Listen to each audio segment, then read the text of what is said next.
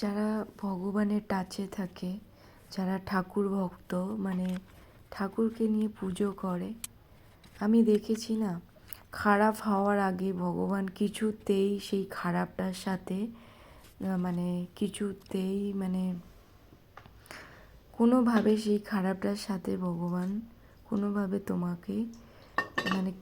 টাচে আনতে চায় না। কারণ আমি দেখেছি আমার সাথে যারা খারাপ করে বা খারাপ ভাবনা চিন্তা করে বা যারা খারাপ মানুষ, মানে নেশা ভাঙ নোংরামি, যারা নোংরা করে, যারা মানে আমার খারাপ ছাড়া কোনো দিন ভালো চায় না, বা তারা এমনই মানুষ, তারা নিজেরা এক একটা নোংরা, কিন্তু নোংরামি করে করে তাদের জীবনটা ওইভাবেই এসেছে।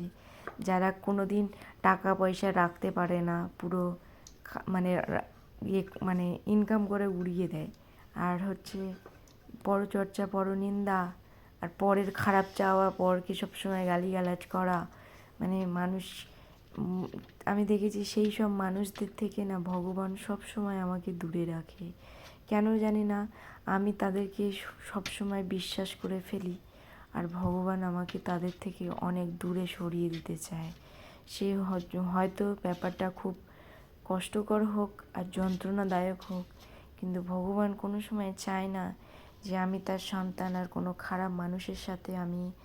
মানে আমার কোনো আলাপ হোক বা আমি থাকি বা তাদের টাচে থাকি। হ্যাঁ, কিছু কিছু দুনিয়াতে এখন পাপী লোকেরা ভর্তি, যেটা উপরে উপরে দেখায় যে ভালো, কিন্তু ভেতরে তাদের ভেতরে না বিষ ভর্তি, বিষে বিষ। তারা নিজেরা তো নোংরামি করে, নোংরা রাস্তায় হাঁটে, নোংরা নোংরা জঘন্য এক একটা মানুষ, কিন্তু লোককে মানে কি বলবো,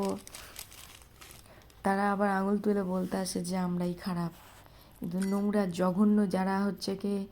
মা বাবার শিক্ষা দেয়নি, মা বাবার নোংরা, মানে মা বাবার কালচারেই তো ছেলে মেয়ে মানুষ হয়,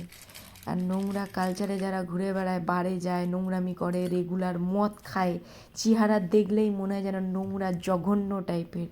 তাদের বাবা মারাই ওরকমভাবে মানুষ করে। বাবা মা ফ্যামিলির থেকে যদি না ভালো তৈরি করে, তো তাদের তো ছেলে মেয়ে ওরকমই হবে। আর বিশেষ করে নোংরা চরিত্রের মহিলাগুলোর পেট থেকে এরকম ধরনের ছেলেপুলেরা জন্ম হয়, যাদের মা বাবারা সংসার ধর্ম একটা মেয়ের সমস্ত সব কিছু নষ্ট করে পরকে সব কিছু তুলে দেয়, তাদের বাড়ির ছেলেরাই ওরকম নোংরা তৈরি হয়।